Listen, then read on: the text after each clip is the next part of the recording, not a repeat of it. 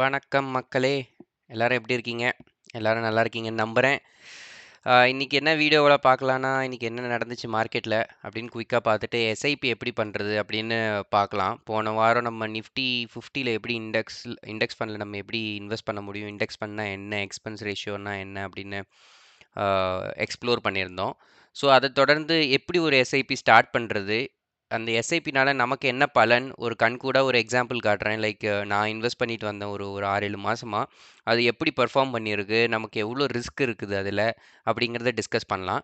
So, குயிக்கா அ அ வீடியோக்குள்ள போறதுக்கு முன்னாடி அ எப்பயும் போல தான் பழைய ஸ்டோரி. அ இந்த வீடியோ உபயோகமா இருந்துச்சுன்னா ஷேர் பண்ணுங்க, லைக் பண்ணுங்க, சப்ஸ்கிரைப் பண்ணுங்க. ஏதோ டவுட்ஸ் இருந்தா கமெண்ட் பண்ணுங்க. அப்பதான் கிளியர் பண்றதுக்கு ஈஸியா இருக்கும். ஸோ நிஃப்டி பொறுத்தவரைக்கும் இன்னைக்கு ஒண்ணும் இல்ல. ஒரு 2, 3 பாயிண்ட் தான் ஏறி முடிச்ச மாரி ஞாபகம். 1 பாயிண்ட் தான் ஏறி இருக்கான். ஸோ கன்சாலிடேட் ஆகுங்க. லைக் நான் சொன்ன மாரி ஏறிட்டே போறதுக்குலாம் வாய்ப்பு கம்மி. ஸோ கன்சாலிடேட் ஆகுற மாரி தான் தெரியிறான். என் எதிர்பார்ப்பு கரெக்ட்ன்னா இங்க கீழ வந்துட்டு தான் போணும். பார்க்கலாம் மார்க்கெட் எப்படி போகுதுன்னு. மத்தபடி பேங்க் நிஃப்டியும் அதே தான். ஒண்ணும் சொல்லிக்கிற அளவுக்கு மூவ்மெண்ட்ல இல்ல. அதுதாங்க கன்சாலிடேட் தான் நடக்குது. ஒரு 2, 3 நாள் நல்லா தொடர்ந்து ஏத்திட்டு, லைக் இந்த 2, 3 நாள் நல்லா தொடர்ந்து ஏத்திட்டு ஒரு கன்சாலிடேஷன் நடக்கும். இந்த புல் பேக் வந்து நீடட் மார்க்கெட்டுக்கு. ஸோ ஸோ இது எக்ஸ்பெக்டட் மூவ் தான். ஸோ ஒண்ணும் பெரிய ஃபால் பேக்லாம் எதுவும் நடக்கல. மார்க்கெட் கன்சாலிடேஷன் ஜோன்ல இருக்கு. எப்படி மூவ் ஆகுறது? எந்த நியூஸ்க்காக மூவ் ஆகுறதுன்னு வெயிட் பண்ணிட்டு இருக்கான் மார்க்கெட்டு. ஸோ வெயிட் பண்ணட்டும். ஒண்ணும் பிரச்சனை இல்ல. இந்த ஆவாஸ்ட் ஸ்டாக் பார்த்தீங்கன்னா, கொஞ்சம் நல்லா இருக்கு. கான்சன்ட்ரேட் பண்றவங்க கான்சன்ட்ரேட் பண்ணலாம். இது ஒரு நல்ல ஸ்டாக்கா தான் இருக்கு என்ன பொறுத்தவரைக்கும். சரி டாபிக் குள்ள போகலாமா? லைக் நிஃப்டி 50 இண்டெக்ஸ் ஃபண்டுன்னு அன்னைக்கு பார்த்திருந்தோம். போன வாரம் பார்த்திருந்தப்ப நம்ம நிஃப்டி 50 இண்டெக்ஸ் ஃபண்டுன்னு அதுக்கு ஆல்டர்னேட்டிவ்னு சொல்லலாம். அத பேஸ் பண்ணி நிஃப்டி 50 பீஸ்ன்னு ஒண்ணு இருக்கு. ஓகேங்களா? நிப்பான் இண்டியாங்கிறது வந்து ஏஎம்சி ஹவுஸு. ஓகேங்களா? Like asset management company.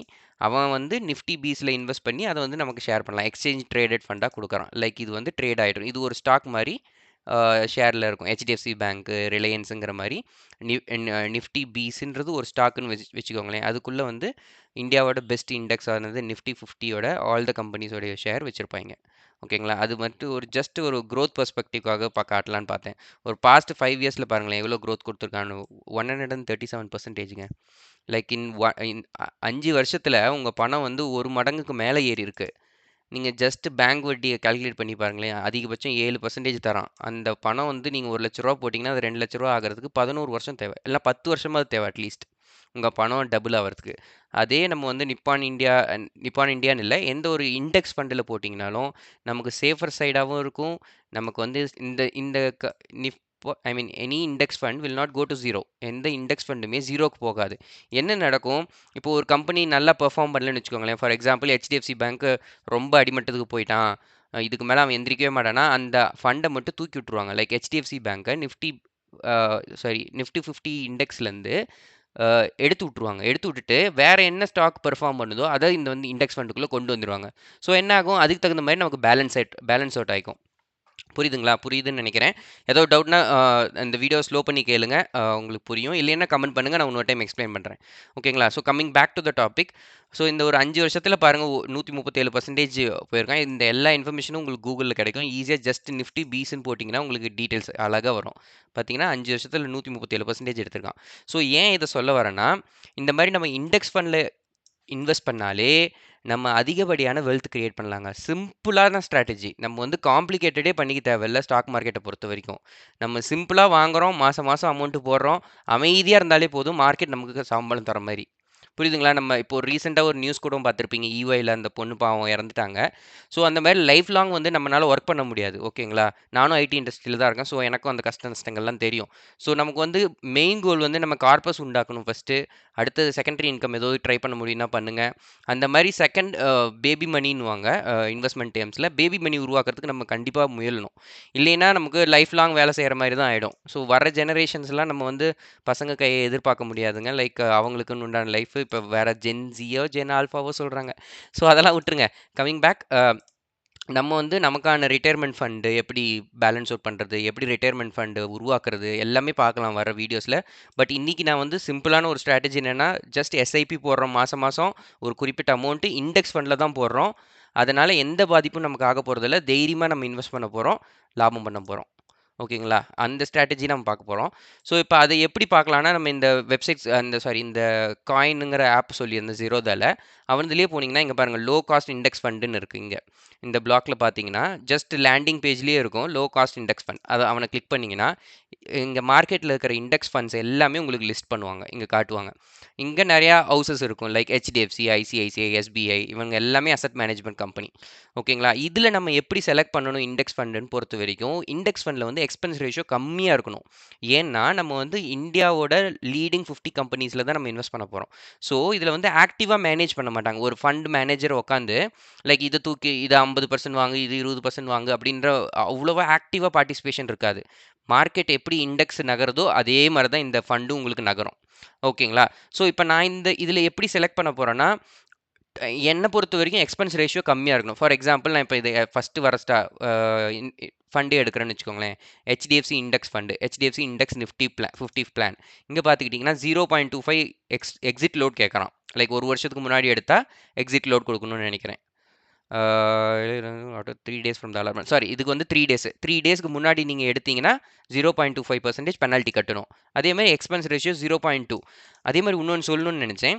Like இந்த 0.2ங்கிறது வந்து நீங்க லேசா நெனைச்சுக்க கூடாது. 0.2க்கும் 0.3க்கும் வித்தியாசம் எவ்வளோன்னு நல்லா யோசிச்சு பாருங்களேன். ஜஸ்ட் 0.3ன்னு நம்ம நெனைப்போம். பட் ஆனா அது 50% இன்கிரீஸ். புரியுதுங்களா? இது வந்து நீங்க லாங் டெர்ம்ல வைக்கும்போது, ஒரு இடத்துல நீங்க ரூ. 10,00,000 வர வேண்டிய இடத்துல உங்களுக்கு ரூ. 8,00,000 தான் வரும்னு வச்சுக்கோங்க. புரியுதுங்களா? ஏன் இந்த எக்ஸ்பென்ஸ் ரேஷியோ வந்து நமக்கு அடி வாங்கும். ஸோ நம்ம எப்பவுமே ஒரு ஃபண்ட சூஸ் பண்ணும்போது, இந்த எக்ஸ்பென்ஸ் ரேஷியோவையும், இந்த எக்ஸிட் லோடையும் கண்டிப்பா பார்க்கணும். ஓகேங்களா? அதே மாரி இருக்கிறதிலே கம்மியான எக்ஸ்பென்ஸ் ரேஷியோ ஓரளவுக்கு நல்ல ஃபண்ட் ஹவுஸ்ல தான் நம்ம செலக்ட் பண்ணணும். ஓகேங்களா? ஸோ இப்போ வந்து இவனுக்கு 0.2% இருக்கு. என்ன பொறுத்தவரைக்கும் இது அதிகம் இண்டெக்ஸ் ஃபண்டுக்கு. ஸோ ஓகேங்களா? ஏன்னா இண்டெக்ஸ் ஃபண்டுல நமக்கு அவ்வளவா ஆக்டிவா மேனேஜே பண்ண மாட்டானுங்க. அவனுக்கு எதுக்கு நான் 0.2% கமிஷன் குடுக்கணும்னு நான் யோசிப்பேன். ஓகேங்களா? அப்படி இதில பார்த்தீங்கன்னா, ஐசிஐசிஐ பாருங்க 0.17 தான் கேட்கறான். இதில 0.2 இவன்லாம் பாருங்க 0.31 கேட்கறான். 0.37 இவன் பாருங்க நிஃப்டி 50 0.06. நான் இது எக்ஸாம்பிள்ல போன வாரம் எடுத்திருந்தேன். ஏன்னா நான் இந்த பர்ட்டிகுலர் ஃபண்ட தான் வாங்கி வச்சிருக்கேன். இவனுடைய எக்ஸ்பென்ஸ் ரேஷியோ பார்த்தீங்கன்னா 0.06% தான். ஸோ 0.06%க்கும் 0.2%க்கும் எவ்வளோ வித்தியாசம் இருக்குன்னு பார்த்துக்கோங்க. 0.14% வித்தியாசம் இருக்கு. பிளஸ் எக்ஸிட் லோட் இவன்ட்ட கிடையாது. நான் இன்னைக்கு அலாட்மெண்ட் ஆகி நாளைக்கே வித்தனா கூட எனக்கு எந்த பெனால்ட்டியும் இவன் கேட்கறதில்ல. ஓகேங்களா? அதே மாரி நம்ம இவன் பேர் தெரியாத ஹவுஸு அப்படின்லாம் பயப்பட தேவையில்ல. இது எல்லாமே செபி கண்ட்ரோல்ல வராங்க. மியூச்சுவல் ஃபண்ட் இண்டஸ்ட்ரி AMFIன்னு சொல்லுவாங்க. ஆல் இண்டியா மியூச்சுவல் ஃபண்ட் இண்டஸ்ட்ரியோட கண்ட்ரோல்ல வராங்க. ஸோ நாளைக்கு இவனுக்கு ஏதோ திவால் ஆயிட்டான் ஏதாவதுன்னா SEBI will take care of it. Every quarter இவனுங்க வந்து செபிக்கு ரிப்போர்ட் பண்ணணும். ஸோ அந்த மாரி எல்லாமே நமக்கு வந்து செபி பேக்கப் பண்றாங்க. ஓகேங்களா? ஸோ இந்த மாரி நம்ம வந்து ஃபண்ட சூஸ் பண்ணணும். நான் வந்து இத ப்ரமோட் பண்றேன்னு நெனைக்காதீங்க. இந்த மாரி தான் செக் பண்ணணும்னு சொல்ல வரேன். ஓகேங்களா? ஸோ அடுத்து அ அவ்வளோதான். அடுத்து எப்படி நம்ம வந்து எஸ்ஐபி பண்றது? ஃபார் எக்ஸாம்பிள் நான் திருப்பியும் Navi 50 அது போயிடுச்சா? ஓகே. ஏதோ ஒரு ஃபண்டு ஓகேங்களா? மோட்டிலால் ஓஸ்வால். இப்ப நான் எஸ்ஐபி போடணும்னு நெனைக்கிறேன்னு வச்சுக்கோங்களேன். இந்த ஃபண்ட நான் பார்த்துட்டேன். எக்ஸிட் லோட் இவன்ட்டயும் பாருங்க 0. Expense ratio 0.15%. இவன் எனக்கு நல்லா இருக்கான்ப்பா. இந்த ஃபண்டு ஓகே எனக்கு. அப்படிங்கிற பட்சத்தில நான் என்ன பண்ணுவேன்? எஸ்ஐபின்னு ஒரு ஆப்ஷன் இருக்கு பாருங்க. எஸ்ஐபின்னு குடுத்தீங்கன்னா, இந்த ஏஎம்சி எஸ்ஐபியா வேணாமான்னு கேட்கும். ஏஎம்சி எஸ்ஐபில போடக்கூடாது. ஏன்னா, இந்த எஸ்ஐபி வந்து டைரக்ட்டா ஃபண்ட் ஹவுஸ்ல கிரியேட் ஆயிரும். மோட்டிலால் ஓஸ்வால் ஃபண்ட் ஹவுஸ்ல எஸ்ஐபி கிரியேட் ஆயிரும். நம்ம பாஸ் பண்றது, ரெஸ்யூம் பண்றது இந்த எதுவுமே அவைலபிளா இருக்காது. இங்க பாருங்க கிளியரா சொல்லியிருக்கான். இந்த நம்ம பாஸ் பண்றது, ரெஸ்யூம் பண்றது, ஸ்டெப் அப் பண்றதுலாம் இந்த ஏஎம்சி எஸ்ஐபில வராது. ஸோ வந்து நீங்க நீங்க எஸ்ஐபி சூஸ் பண்ணும்போது இத வந்து கரெக்ட் பண்ணிக்கணும். இத செக் பண்ணாதீங்க. இத செக் பண்ணீங்கன்னா ஏஎம்சி எஸ்ஐபியா மாறிடும். அத பண்ணக்கூடாது. ஓகேங்களா? அதுக்கப்புறம் எவ்வளோ நம்ம இனிஷியல் இன்வெஸ்ட்மெண்ட் ரூ. 500 கண்டிப்பா தேவை. ஒவ்வொரு ஃபண்ட் ஹவுஸ் மாறும். பட் ஆனா இனிஷியலா ஒரு ரூ. 500 கட்டுற மாரி வரும். அதுக்கப்புறம் நம்ம வந்து இவன் சொல்லுவான். Minimum of multiples of 1 minimum of ரூ. 500 தான் இந்த ஃபண்டுல ஏத்துக்குவான். ஸோ நீங்க 500 இதுக்கு மேல 500க்கு மேல மல்டிப்ளை பை 1 எதுனாலும் பண்ணிக்கலாம். நீங்க ரூ. 1000 போடலாம், ரூ. 1500 போடலாம். மினிமம் ரூ. 500 போடணும். ஓகேங்களா? அதுக்கு அடுத்தது மந்த்லி எவ்வளோ மாசம் மாசம் நான் எவ்வளோ குடுக்குறேன். மந்த்லி 1ஆம் தேதி ஆனா எனக்கு எடுக்கணும். இல்ல 15ஆம் தேதி ஆனா எடுக்கணும். இல்ல 26ஆம் தேதி ஆனா எடுக்கணும் அப்படின்னு நம்ம ஃபிக்ஸ் பண்றோம். ஓகேங்களா? அவ்வளோதான். இந்த கேட்வே நம்ம முன்னாடியே கிரியேட் பண்ணி வச்சுக்கணும். ஓகேங்களா? இந்த கேட்வே எப்படி கிரியேட் பண்றதுன்னு சொல்றேன். ஸோ அதுக்கு கேட்வே கிரியேட் பண்ணிட்டு இந்த கேட்வே மேண்டேட்ன்னு ஒண்ணு இருக்கு. அந்த மேண்டேட் கிரியேட் பண்ணோம்னா ஆட்டோமேட்டிக்கா நம்ம அக்கவுண்ட்லேருந்து இன்வெஸ்ட்மெண்ட் அக்கவுண்ட்லேருந்து டெபிட் பண்ணிக்குவான். அவனே பண்ணிக்குவான். நம்ம எதுவுமே பண்ண தேவையில்ல. அடுத்து ஒரு நல்ல ஃபீச்சர்னா ஆட்டோமேட்டிக் ஸ்டெப் அப். இது என்னதுன்னா, நமக்கு வருஷம் வருஷம் அப்ரைசல் வருது. கரெக்ட்டுங்களா? அந்த அப்ரைசல் வர்ற அமௌண்ட்ட ஃபார் எக்ஸாம்பிள் 5% 6% வருது. அதுல 10% நம்ம இன்கிரீஸ் பண்ணணும். ஓகேங்களா? ஃபார் எக்ஸாம்பிள் நம்ம மாசம் மாசம் ரூ. 5000 போடுறேன்னு வச்சுக்கோங்க. ரூ. 5000 போடுறேன்ப்பா மாசம் மாசம் எஸ்ஐபி. எனக்கு வருஷம் ஆனா எப்படியும் ஹைக் வருது. எனக்கு கண்ணுக்கு தெரியாமயே அது இன்வெஸ்ட்மென்ட் அதிகப்படுத்திக்கணும் அப்படின்னு நம்ம சொல்றோம். புரியுதுங்களா? இப்ப இங்க 10% குடுத்துட்டேன்னா, அடுத்த செப்டம்பர் 24, 2015ல என்ன நடக்கும்னா, 10% அவனே ஆட் பண்ணிக்குவான். ஸோ 5000த்துல ரூ. 500 ஆட் பண்ணி, ரூ. 5500 அவனே ஸ்டெப் அப் பண்ணிக்குவான். புரியுதுங்களா? ஸோ அவ்வளதான் சிம்பிள். இந்த கிரியேட் எஸ்ஐபி குடுத்தீங்கன்னா, எஸ்ஐபி கிரியேட் ஆயிரும். அவ்வளோதான் மேட்ரு. இது ஒரு ப்ராசஸ். இது ஒரு சிம்பிளான ப்ராசஸ்ஸு. இத அழகா நம்ம யூஸ் பண்ணிக்கலாம். ஸோ நான் ஒரு எக்ஸாம்பிள் காட்டுறேன்னு பார்த்தீங்கல்ல, இந்த இதுலயே நான் ஒரு ஸ்க்ரீன்ஷாட் எடுத்து வச்சிருக்கேன். இப்ப பாருங்க. இது வந்து ஒரு இண்டெக்ஸ் ஃபண்ட் தான். அகைன் நவி நிஃப்டி பேங்க் இண்டெக்ஸ் ஃபண்டுன்னு. ஸோ இங்க பார்த்துக்கிட்டீங்கன்னா, 31 ஜனவரி 24 இந்த வருஷம் 1 மாசம் ஆரம்பிச்சேன். பிப்ரவரி, மார்ச், ஏப்ரல், மே, ஜூன், ஜூலை, ஆகஸ்ட். பார்த்தீங்களா, ஒரு 8 மாசமா தொடர்ந்து போட்டுட்டு வந்துட்டு இருக்கிறேன். இங்க பார்த்துக்கிட்டிங்கன்னா, அதுக்கு தகுந்த மாரி யூனிட்ஸ். ஸோ இந்த கமிஷனுன்னு பேசுனோம்ல, இங்க பாருங்க 50 பைசா எடுத்திருக்கான் கமிஷன். நான் ரூ. 10,000 குடுத்தேன். பட் ஆனா 50 பைசா வந்து செக்யூரிட்டி டாக்ஸு, டிரான்சாக்ஷன் டாக்ஸு, அந்த மாரி கவர்மெண்ட்டுக்கு சில பல காசு போகும். மத்தது கமிஷன்ஸ்ல போகும். ஓகேங்களா? அன்னைக்கு உண்டான என்ஏவி 31 ஜான் 2024க்கான என்ஏவி என்ன 11.9418. ஸோ அதுக்கு உண்டான யூனிட்ஸ் நமக்கு அக்கவுண்ட்ல கிரெடிட் ஆயிரும்.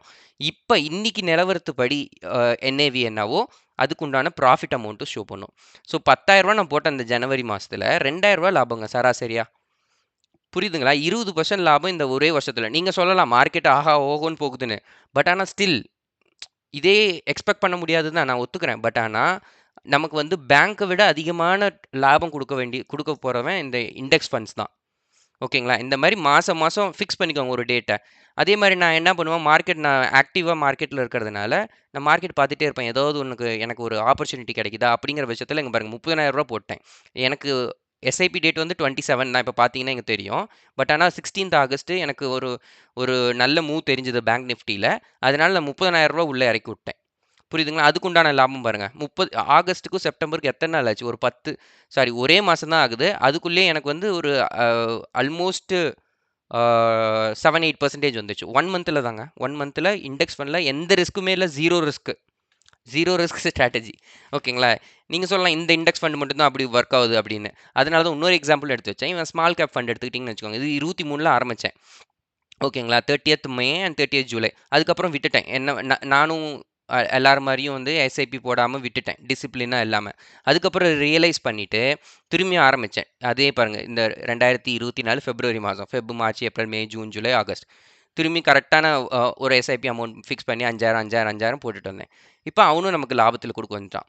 ஸோ, இந்த மாரி தான் ஒரு எஸ்ஐபி செட் பண்ணிட்டு, நம்ம கண்ணுக்கு தெரியாம அமௌண்ட்ட வந்து அக்யூமுலேட் பண்ணிக்கிட்டே வரணும்.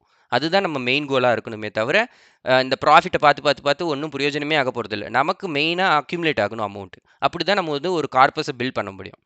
ஓகேங்களா? ஸோ இதுதான் இன்னைக்கான வீடியோ. லைக் எல்லாருக்கும் எஸ்ஐபி டீட்டெயில்ஸ் தெரியணும். எப்படி போட்டா என்ன ப்ராஃபிட் கிடைக்கும்? நமக்கு என்ன ஒரு அ கடைசியா என்ன நடக்கும்? அப்படிங்கிறது எண்ட் பாயிண்ட் கோல் வியூ காட்டணும்னு தான் இதெல்லாம் காட்டினேன். இது வந்து போஸ்ட் பண்றதுக்குலாம் இல்ல. ஜஸ்ட் இன்ஃபர்மேஷன் பர்ப்பஸ்க்கு தான் உங்களுக்கு ஷேர் பண்றேன். ஸோ கண்டிப்பா இந்த வீடியோ உபயோகமா இருக்கும்னு நம்புறேன். அ உங்களுக்கு உபயோகமா இருந்துச்சுனாலோ, அ அ இது ஹெல்ப்ஃபுல்லா இருந்துச்சுன்னா கண்டிப்பா ஷேர் பண்ணுங்க, லைக் பண்ணுங்க, சப்ஸ்கிரைப் பண்ணுங்க, கமெண்ட் பண்ணுங்க. வீடியோஸ்லாம் ஃபுல்லா பாருங்க. ரொம்ப நன்றிங்க பார்த்ததுக்கு. தேங்க்ஸ் ஃபார் வாட்சிங். கீப் வாட்சிங், கீப் சப்போர்ட்டிங். Thank you. நன்றி, வணக்கம்.